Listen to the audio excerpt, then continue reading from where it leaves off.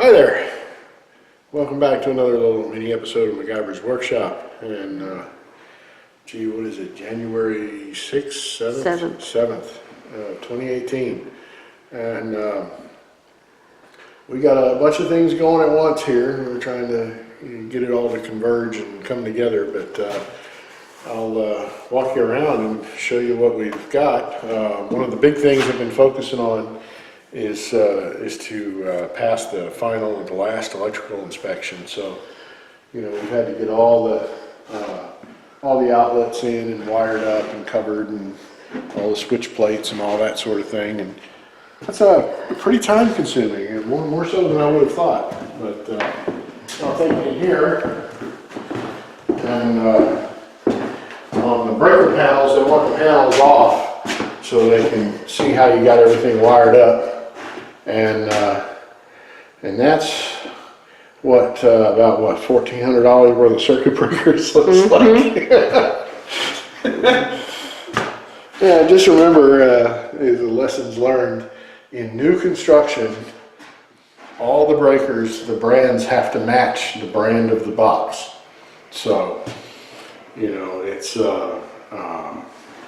and in the case of like this transfer panel, which is a Reliant, you know, the Reliant doesn't make breakers, but it's considered a Siemens panel and it's certified as a Siemens panel. So it has to have Siemens breakers in it. And this one is a Siemens panel actually. So we had to have all Siemens breakers. So I go into the store and I asked the guy about I need all these breakers, you know, for all these different circuits and arc fault and ground fault and, you know, what have you.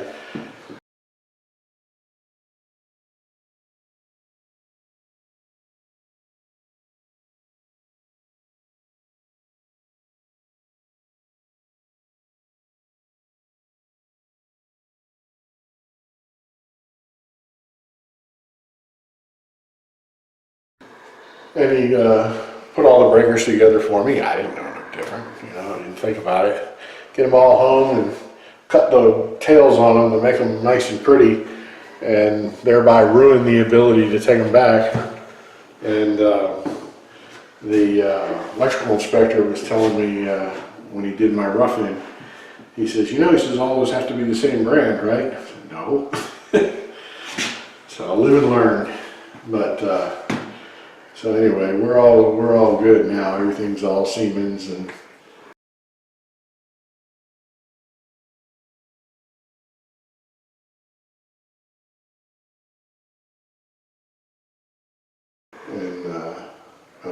and it's weird because once you pass the final inspection, and if you were to do something like a remodel or something, then they don't have to be the same brand.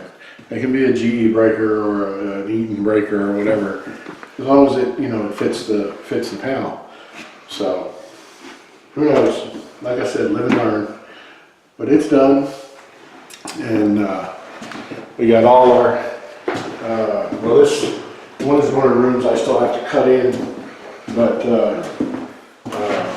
we did a semi-gloss in here for a slightly more durable finish, since it's going to be a pantry and see a lot of use and all that. And you know, all that, once I cut that in, then that'll be done, and we can start worrying about putting shelves up and all the little trim rings and everything. Of course, I mentioned that in my Facebook album, but ceilings and all that's all done. And we've got as far as electrical goes, we've got our porch lights and floodlights and everything out there is all done. And the ceiling fan, that's all finished. And then we'll take in here. We've got our bathroom. This side of the bathroom is all painted. It still has to be cut in. Again, this is the semi-gloss stuff. So we got it painted, but I haven't cut it in yet. But the fixture in, all the electrical. So like I said, we can call call the guy out and come do his final inspection.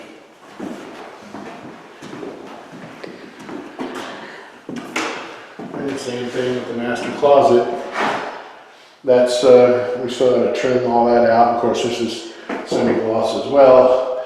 And that little box right there, that's where our duct goes down underneath the house to condition the crawl space and the storm shelter.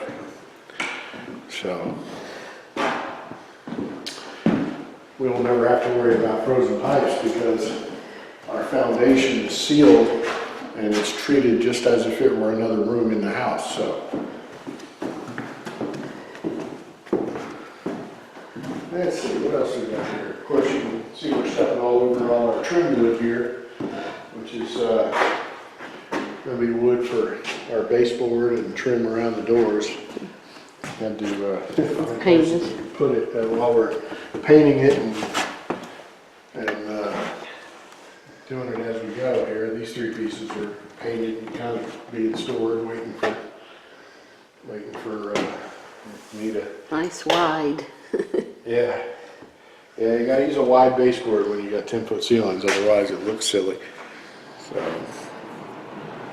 then you can take a peek there in the bedrooms. There we got, they're painted up, nice and ready to go.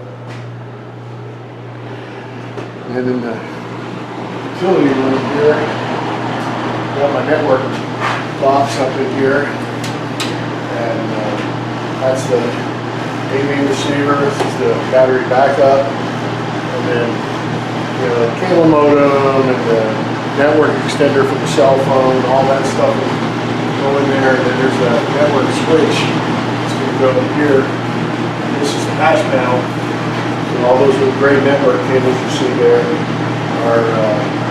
will go to that patch panel and then cross connect over to the network switch. And then you'll notice that AV receivers up here in this box. We use a infrared remote extender. It has a pickup outside, which will be on the wall underneath the TV. It picks up the signals from your remote. Then it transfers it. And you got a little dammit there that sticks to the sensor on the device. So it's pretty nifty. It just eliminates a lot of messy clutter and wires and stuff from around the TV. So all we'll see is the TV. You got the speakers built into the wall. You have your Blu-ray player down in the little console piece of furniture thing. And all the wires will be hidden. You won't see anything. So, oh yeah, we got another little bit of work. We got the water heater put in, and lots of interesting little codes and bits for that too. So mostly to do with new construction, but if your water heater's what they consider out in the open like this, then you have to run your power wire in what's called seal tight, and which every other water heater I've ever seen's got the regular non-metallic, your regular wire onto it. But, the new codes, that's what it all is. So then we got our shut-off valves here. Nice, easy disconnect, everything. If you ever have to change out the water heater or do anything with it. Then it's got a top-mounted pop-off, which is really good. There's not a whole lot of room around the side here. And of course, your codes mandated. They mandate that now to have a drain pan and a drain that goes out underneath the house and drains any water away.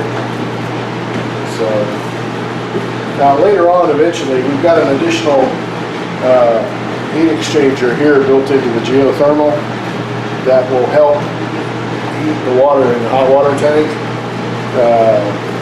In geothermal speak, it's called a desuperheater, but it's basically another heat exchanger that'll take the water in the tank here and circulate it through the unit while it's running, and some of the heat this unit makes is used to keep the water warm. so the water heater doesn't have to run as much to keep it hot. So just another little energy saving thing there.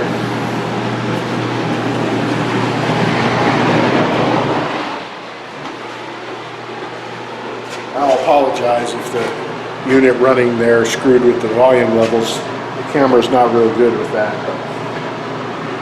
Let's see, here's the guest bathroom. And we've got it all painted up. I still have to cut it in. Like I said, anything with semi-gloss I haven't cut in yet. And we're getting there slowly but surely. And we haven't picked up our vanity yet, but we're gonna find something that'll go in there and look nice. But since we hate people and we're not about having company, we don't really have to worry about it. And here's the... Did you ever show them the flooring? Yeah, we'll be able to do that. This is the third bedroom. This is where our guests, if we were to ever have any, would stay.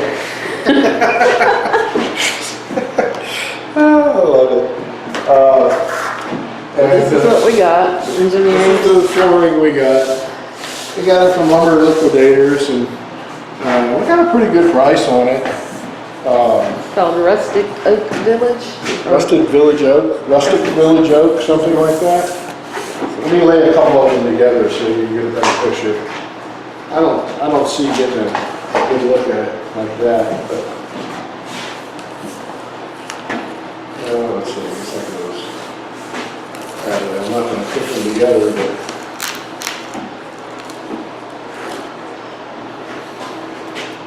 a little bit more down. So, looks extra cool. Yeah, there we go. So. Looks kind of distressed. Have a distressed oak look, you know, like a little wood floor. And I kind of Stuff's like not it. cheap either.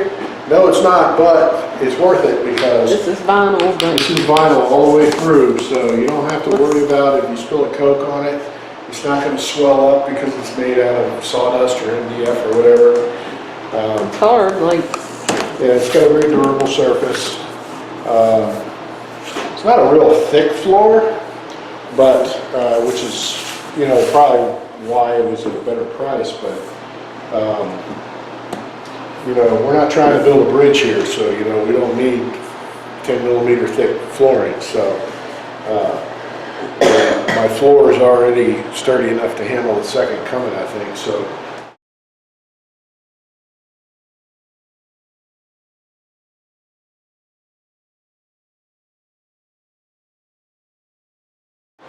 We should be good.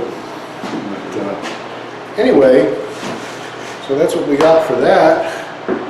And let's see. I think. Oh yeah, smoke detectors. Yeah, we got those in too. That's another thing. Now in new construction with the codes, all your smoke detectors have to be powered by 110 volts. They have to have the battery in case the power goes off, so they still got a 9-volt battery in them. And they have to be all interconnected. So if you're in the kitchen frying chicken and you set these things off, man, it's going to be loud as hell because it's going to be, there's 4 of them in the house. Imagine 4 of them all going off at once. If you ever heard one go off, you know, and you're like running out of the house going, ah. Anyway, one of my other viewers, friends I used to work with, we were talking about doing the windows frameless. So that's what a frameless window looks like. It's basically just drywalled in, and you know, we're by far from perfect drywall experts, but you know, from 10 feet away it looks good enough. And it's a very sanitary kind of, you know, clean look. And if you think about it, if you put a curtain rod and you have a curtain over it, you're not going to see any of the trim anyway. So, you know, the furthest I might go is maybe a marble, one of those faux marble window sills, you know. You go right there, in the bottom, but that would be it. Haven't got to it yet, but each room will have 4 network jacks in it. So if for the landline phone, if we get a PoE powered phone or something like that, you know, we can plug it in anywhere in any one of the rooms. Of course, the internet connection and that sort of thing, and streaming TV or whatever. You know, we can do all that good stuff. And as I said, all the light trim and all those little bits are all in and done. And see, we got our returns done. The way we did it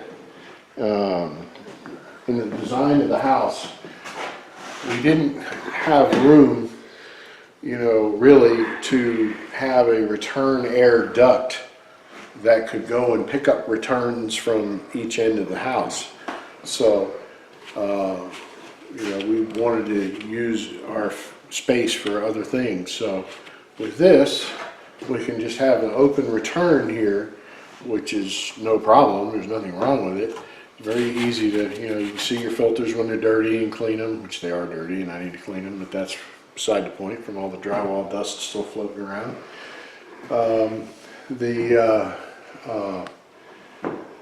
So what we do is this room becomes a plenum, and we've got, you know, each one of the recessed light cans throughout the house has an air gap around it, and we'll pull air through to cool the lamp that's in there, which in our case is really irrelevant because they're LED lights, but again, that's the principle there.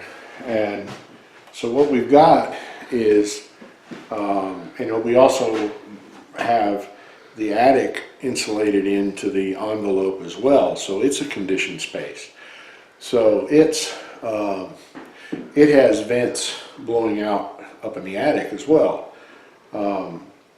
So what we do is we have a return duct or a return vent here in the ceiling that comes in from the attic. So as this is pulling air, okay, it's pulling air from the ceiling, through the ceiling from the attic, from each end of the house, and circulating, making the air do this, and which is what you want. You want your air to move in the house, and so you don't have stale air in the house. So also there's one in the floor here that goes down underneath into the crawl space, and as I said a few minutes ago, our crawl space is sealed and insulated as well, and is considered part of the envelope of the house and is a conditioned space. So the same thing, there's a duct down underneath there, which of course prevents, wintertime prevents your pipes from freezing.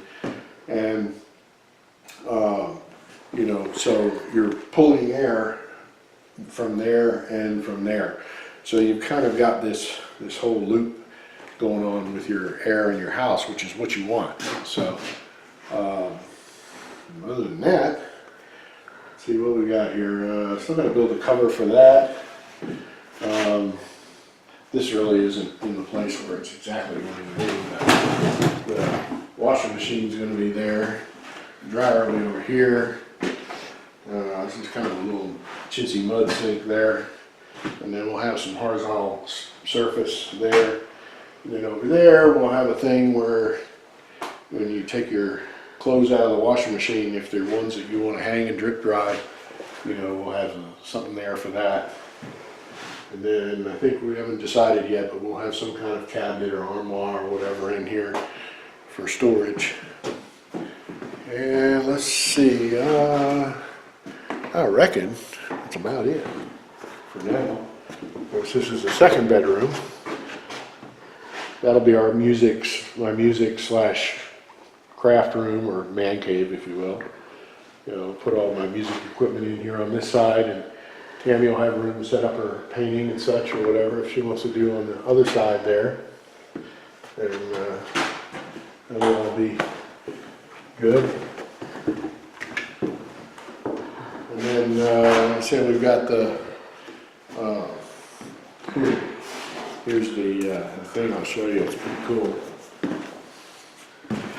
You know, the receiver's in the receiver is in the other room, but this little sensor right here, I'll pick it up, and I'll do it for just a second so I don't violate YouTube's copyright, but. So, it just picks up the signal from the remote and carries it on in there, and we'll do the same thing for the, you know, the Comcast cable box and everything will be all in there, so. And then, let's see, that's a bunch of different little stuff here. This is for the center channel speaker, and then we'll have some HDMI cables and all that kind of crap coming through there. That's for later. And then, of course, these are all the speakers. I think I covered them before.